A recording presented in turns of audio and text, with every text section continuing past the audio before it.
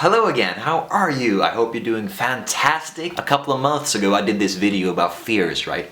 And I thought to myself, why not revisit that topic today with like a little, a throwback Thursday kind of feel, but except it's Sunday, so it's like a Sunday throwback Thursday. Yes, Sunday throwback Thursday. Yes, cue the intro. Sunday Throwback Thursday. Da, da, da, da, da, da. After all, I'm pretty fearful of myself. No, wait, that's too much to put it mildly. I'm a paranoid and slightly delusional individual that probably should be locked up in jail instead of roaming in the street where I might just attack you. I know I won't attack you, but still, you should probably look out if you see this beautiful blonde hair coming swagging down the street. What the fuck was that? Usually my excessive worrying causes me some casual anxiety, and there is no such thing as casual anxiety, so I don't know why I keep doing these bunny ears. But between all the worry and anxiety and the repetition, the endless repetition of worst case scenarios, some interesting thoughts appear that aren't like Armageddon type style dealio. Well, wait, actually one of them are. But anyway, let's move on. So this first one is quite odd. It appears during the winter time when it's cold here in Sweden, which is like basically every single day. But still, it appears during those days when it's really cold and you can see the white mist just shoot out through your eyes, no, through your mouth when it's really cold. You get this white mist thingy, so you can pretend you're a dragon or maybe smoke cigars or cigarettes or whatever. Amazing. So I'm standing at the bus stop waiting for the bus like a true Swede, and it's extremely cold, right? Like really freaking lose your nipples kind of cold dealio, okay? It's super cold. Then it happens. I fart. It may scream a little bit, it may be quiet. Either way, I usually have control over the mute button on my intestines, or the volume control of it. So either way, I fart. And just like with my mouth, the breath, a beautiful, thick, musty, white cloud rises from my buttocks. I see this cloud, this horrible cloud of gas just float to my fellow commuters, and they just, I don't know, this kind of there when my scenario cuts out. Yeah, I know, what an anticlimax, but seriously, either they get really angry, really fucking angry, pitchfork and, torches angry, cast me out of the village type thingy. Either that or they, casually dodges this floating mine that comes towards them. Like a typical Swede or something. Just oh, what's that? Oh, nope, I don't think so. Whoop. Like that. And then just pretend like nothing happened. Now, of course, this hasn't happened. This is a scenario inside my skull. But it's not a question about if it happens, it's a question about when. It probably already has. But I'm warning you, keep track of those farts when it's cold. Don't trust them. Never trust them. It's like those X-Files type thingy, trust no one. Like that, but with farts. Okay? Now this next one is gonna be a little bit more political, and hopefully it doesn't angry people. I probably shouldn't, but this is a serious thought that pops into my head occasionally. And it's not fun, folks. It is not fun.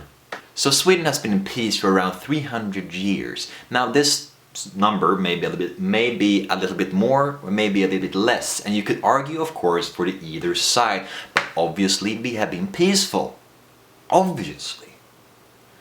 And I refuse to defile the Swedish achievement.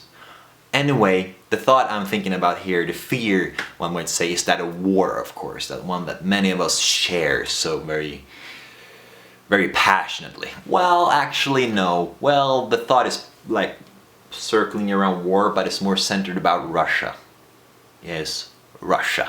Mainly it's if Putin wakes up on a Sunday morning in his PJs and he thinks of the brilliant idea, I want some Swedish breakfast. What is a Swedish breakfast? I don't even know. Do we even have a proper Swedish breakfast tradition? I don't think so.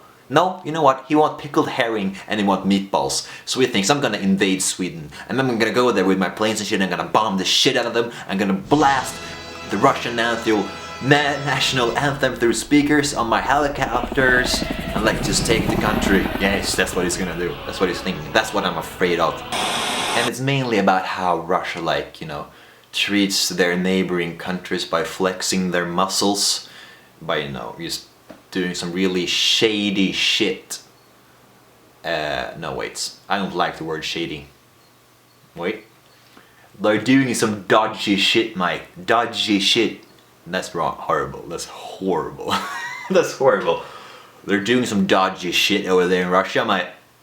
What kind of accent is that? I don't even know. It's so bizarre, right? Like, I know this by most likely will never happen, but I get this hole in my chest. Like, when I get that hole and that falling, you know, sinking feeling, I just know, like, shit, I will wake up one day and I will hear that damn national anthem, which is a good national anthem, by the way. I like it. Hear that national anthem is blasting through the streets, through the rubbles of my neighborhood, while vodka and, like, babushkas raining from the sky, because that's what would happen if Russia invaded Sweden. This fear is especially this fear is, oh, here comes a large word for me, okay? This fear is especially noticeable.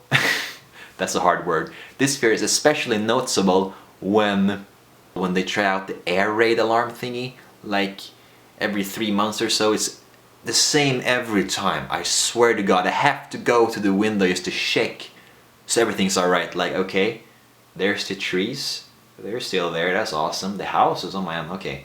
And the people, no dead people in the streets, okay, that's good. Why do I check at the trees first? Because priorities, that's why. I mean, this air raid alarm scares me, but then again, I am easily frightened. Another example of this is basically every time the mail plops down from the mail hole in the door, the mail hole, you know, boop. Is it called a mail hole? A letterbox, maybe.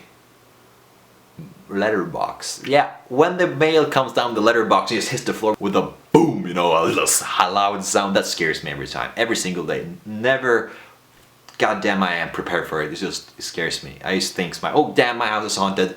I need to get Ghostbusters. I just need to fucking crucify this entire house. How the hell, yeah, I don't know how I would do it. I would crucify this entire house and let it die for my sins. Damn, that got weird fast. Not only that, but I can take this a step further. I get scared when people call out my name, you know, in search of my attention.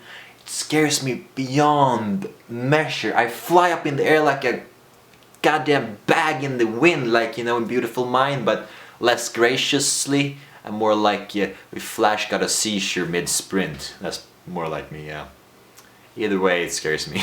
Anyway, all of these small, like, toxic, anxious thoughts, no matter how weird they are or get, they are just that. They are thoughts. Thoughts that we can control. They may scare us.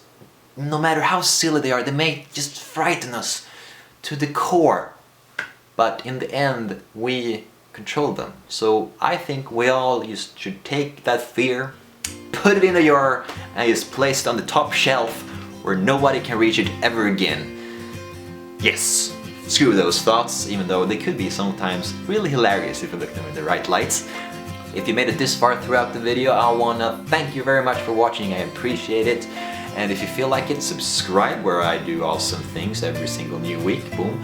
And of course give it a like if you feel like that, or other than that, I hope that until the next time I see you, take really good care of yourself, and I'll see you then.